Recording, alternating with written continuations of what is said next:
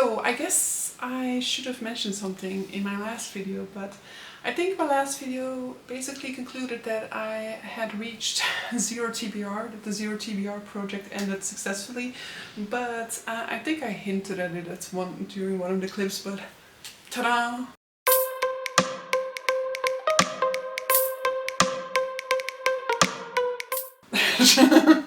This is all the books that are going into 2025 with me. So, during my TBR 0 project, Every Book All at Once, I, at some point in time, had to make some decisions. The first one of these decisions came in like September or October, when these 4 bad boys landed in my mailbox. I was like, I cannot add these to Every Book All at Once, because I don't want to be reading them along with all these other books. I don't want to be like switching my attention between these books. Like it was not the intention behind this at all. And so I discussed this and people said, keep them out and let's do a buddy read for them. So for the sake of the buddy read, I was like, sure, let me easily remove them from Every Book All at Once, thus having 4 books that were already going to be on the TBR for 2025. And then when we got close to the month of December, I also decided that every book that I was going to get in the month of December was also going to be excluded from the project, because, you know, this was going to be the time in which I was going to be receiving gifts, and I didn't want like whatever book I was going to get on the 25th of December to be like a burden on my TBR 0 project, you know. So I always knew that that was going to be excluded from the project as well. And so we somehow end up with a TBR of 12 books going into 2025. So that does mean that I did still reach my goal in terms of, like, at the beginning of 2024, I set a goal for how many books I wanted to be on my TBR by the end of the year, and I did reach that goal. Of course, this is not a TBR 0, but I also think that I'm going to be quite casual when it comes to this particular TBR. This is like not the TBR of books that I'm going to be tackling first thing within 2025, because the goal for 2025 is very much to be able to just like do as I wish, pick up a book in the moment, in the spur of the moment. These need to be done by the end of 2025, sure, because I will keep my rule that something has to be on my TBR for a maximum of 1 year, but that means the first ones that need to be finished are these 4, and they are scheduled in for the first 8 months of the year. And for the rest of them, you know, they have to be finished by the month of December, but quite a few of these are actually books that I bought in preparation for buddy reads, or I already have a buddy read for them, so for the majority it's not going to be a problem at all. So let me start off by talking about these 4, and I'm going to show you just the first one, I think, just to be kind to myself, and that is The Grace of Kings by Ken Liu. So this is the Dandelion Dynasty by Ken Liu. This is the broken binding edition, and so because for years, a decade maybe already, I've been wanting to read these books, I could not say no when the special edition came around. I was like, no, I've been wanting to read these books for years. I was okay when we got this sort of like new cover art. I was like, yeah, I don't really like the color pattern all that much, so I had no issues like denying myself the set at that point in time, and I was actually quite disappointed because I preferred the old black ones, but when these purple ones were announced, I was like, God help me. I need this set now. So I better like these ones. But so all I know about these ones is that the Dandelion Dynasty is a series inspired by Chinese history, by the Han Dynasty in particular. I don't know much about that part of Chinese history because I did study a year of Chinese, and we did study Chinese history at that point in time, but we studied like modern Chinese history. So I have all the like Cultural Revolution, World War I, II stuff, and that is all the things that I saw in my history of China, but I did not see the old like feudal empire and stuff that inspired this book. So yeah, I'm going into this relatively blind. I have really high hopes for it. I am very intrigued. I hear that these books are going to absolutely crush me. I've also recently seen somebody talk about these in their sort of like best books of the year video, and they mentioned that The Grace of Kings is kind of the one book that's like it's drier than the rest of the series, and so that you can kind of go into this, if you were not fully sold after the first one, kind of keep going. But so I'll be buddy reading this with some friends over on the Discord of Jolene Reads, and we will be tackling these 2 months at a time. So January, February we'll be tackling the first book, The Grace of Kings. So yeah, throughout the year you'll see the covers for the 4 other ones. Next we have one which in principle is an easy one, but I might have to reread the entire series, but even then it won't be that difficult, and that is Saga Volume 11. So this is a graphic novel series in which we are following basically Romeo and Juliet in space type of deal. We have 2 parents who basically are from opposing races. Their races are like living on the same moon, I think, but they are in constant war with one another.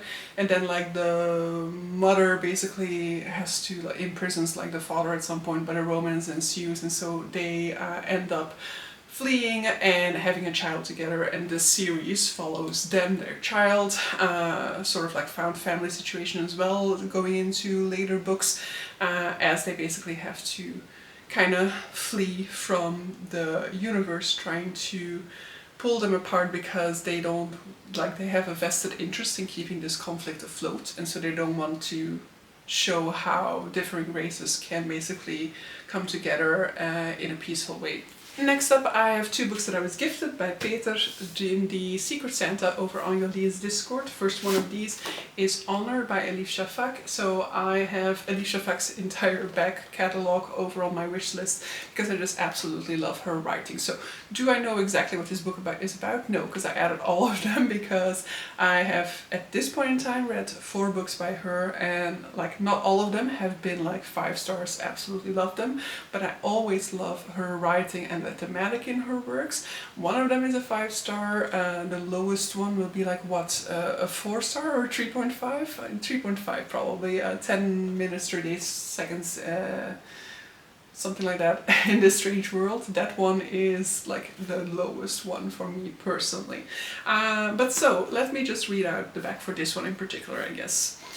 Pembe and Adam Toprak leave Turkey for London. There they make new lives for their family, yet the traditions and beliefs of their home come with them, carried in the blood of their children Iskender and Esma.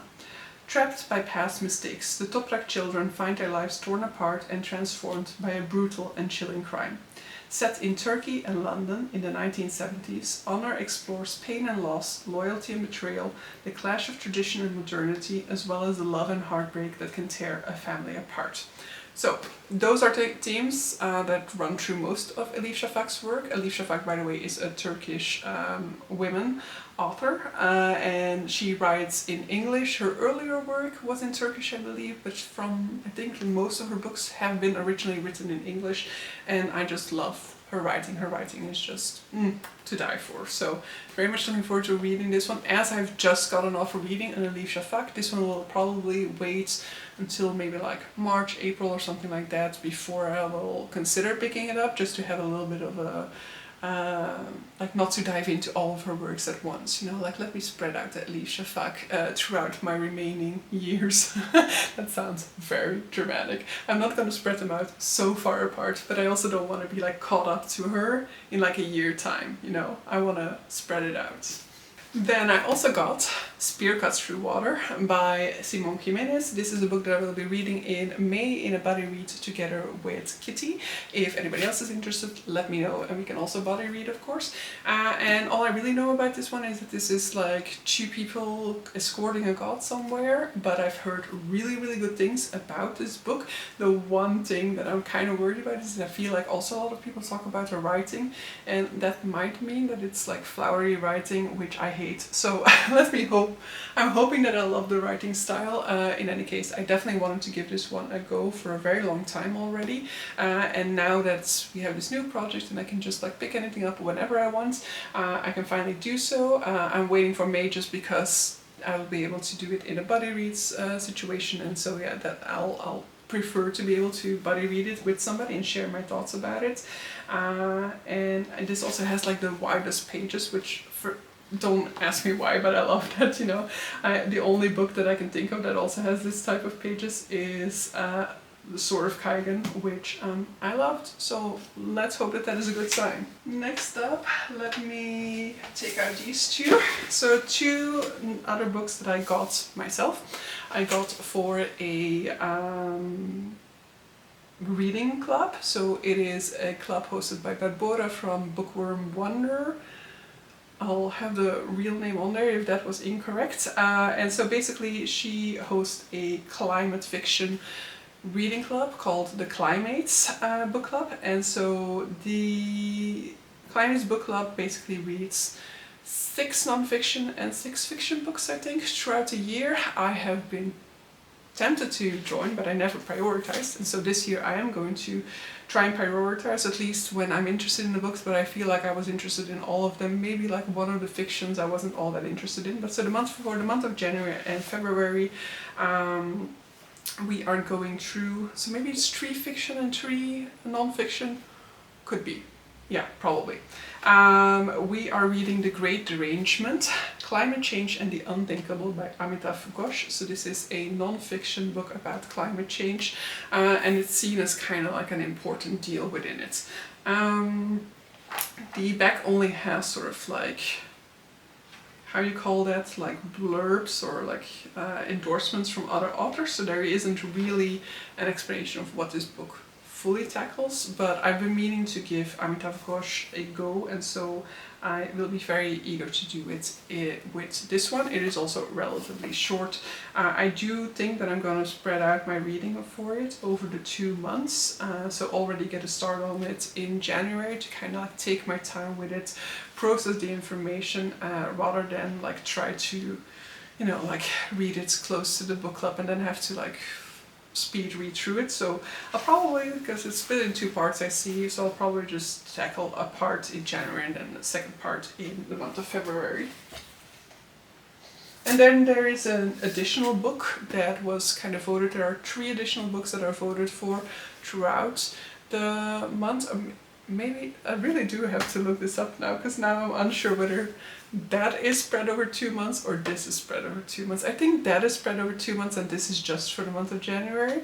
And so that is The Book of Hope by Jane Goodall and Douglas Abrams with Gail Hudson. So this is another climate fiction book written by Jane Goodall, and that's all I really needed to know.